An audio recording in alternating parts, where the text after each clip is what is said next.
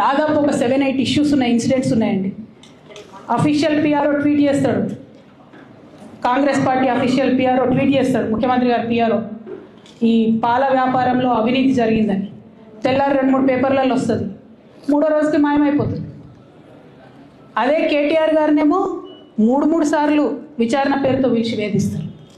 అంటే కేసీఆర్ కుటుంబం నికాస్గా బరిగీసుకొని కాంగ్రెస్ పార్టీతో రేవంత్ రెడ్డికి కొట్లాడుతున్నాం కాబట్టి మా మీదనేమో కుట్రలు జరుగుతాయి, మా మీదనేమో కేసులు పెడతారు. మీ మాత్రం 1 or 2 days హెడ్లైన్స్ వస్తే తర్వాత న్యూస్ గాయబవుతుంది. ఎన్ని జరగలే చెప్పండి హరీష్ రావు గారి విషయంలో. ఫస్ట్ పాల వ్యాపారం మీద ఏమొచ్చినాయి ఆరోపణలు. ఆనాడు బీఆర్ఎస్ పార్టీ గవర్నమెంట్లో SC ST BC హాస్టళ్లకు Harish Rao గారి పాల వ్యాపారం నుంచి పాలు సప్లై చేసిరనే ఆరోపణలు అయోధ్య రెడ్డి గారు ట్వీట్ చేసిరు.